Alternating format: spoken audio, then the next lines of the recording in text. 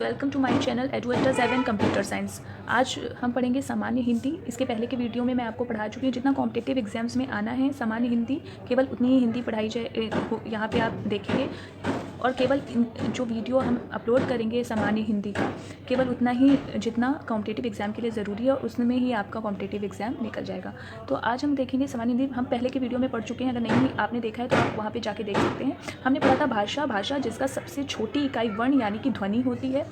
तो ध्वनि दो प्रकार के पढ़े थे, स्वर ध्वनि और व्यंजन ध्वनि। स्वर वर्ण और व्यंजन वर्ण। स्वर हमारे 3 प्रकार के थे, ह्रस्व स्वर, दीर्घ स्वर और प्लुत स्वर। ह्रस्व स्वर के प्राकृतिक स्वर क्या होते हैं? हमारे केवल 3 प्राकृतिक स्वर होते हैं, आ ई उ। ह्रस्व स्वर जो स्वर जिनके उच्चारण में कम समय लगता है उन्हें ह्रस्व स्वर कहते हैं। दीर्घ स्वर जिनके उच्चारण में अधिक समय, जैसे कम स्वर वाले, जैसे आ ई उ ए, ये सब क्या है? ह्रस्व स्वर है। दीर्घ स्वर जिनके उच्चारण में अत्यधिक समय लगता है उनको दीर्घ स्वर कहते हैं, जैसे बड़ा आ ई। और प्लुत स्वर जिनके उच्चारण में अत्यधिक समय लगता है उन्हें हम प्लुत स्वर कहते हैं। जैसे हम कहें राम, तो ये क्या हुआ? अत्यधिक समय लगा। स्वरों की संख्या अगर पूछी जाती है तो स्वरों की संख्या 11 होती है, लेकिन अगर आयोग वाह को जोड़ दिया जाए, अंक और आह को, तो स्वरों की संख्या 13 हो जाती है। संस्कृत में स्वरों की संख्या भी 11 होती है, संस्कृत में भी 11 होती है, लेकिन अगर वहाँ पर भी अगर हम र या हम शामिल कर लें र एंड और ऋषि वाले र को, तो वहाँ संस्कृत में भी जो स्वरों की संख्या है वो 13 हो जाती है।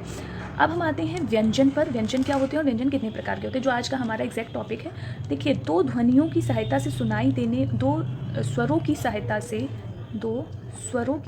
से सुनाई देने वाली ध्वनि को हम व्यंजन कहते हैं।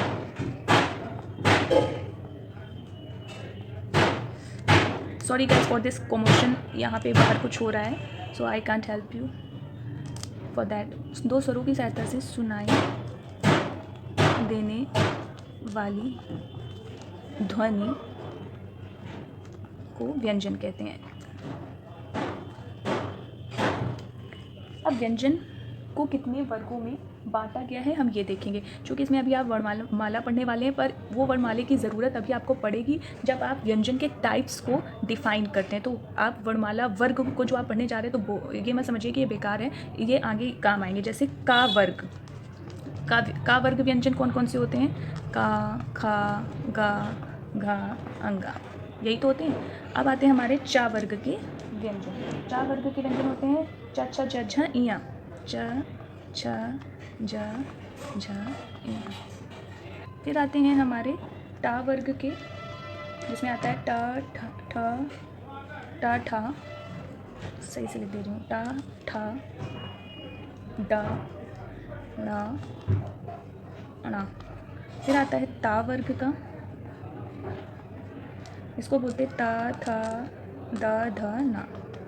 फिर आता है हमारा पा वर्ग का, इसको बोलते हैं पा, फा, बा, भा, मा।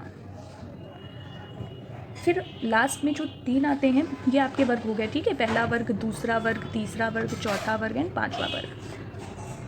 फिर जो वर्ग आता है वो आता है अंतस्थ व्यंजन, य, र, ल, व। फिर आता है संघर्षी, स, श, स, ह। फिर देन संयुक्त व्यंजन, छ, त्र, ज्ञ, श्र।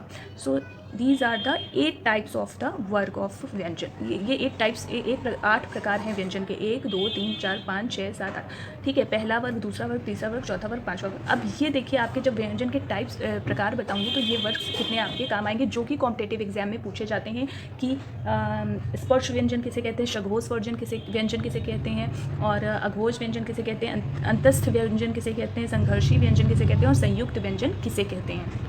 तो ये प्रकार हैं व्यंजन के: स्पर्श व्यंजन, अघोष व्यंजन, सघोष व्यंजन, अल्प प्राण व्यंजन, महाप्राण व्यंजन, अंतस्थ व्यंजन, संघर्षी व्यंजन या ऊष्म व्यंजन, द्विगुण व्यंजन या अतिचित व्यंजन, संयुक्त व्यंजन।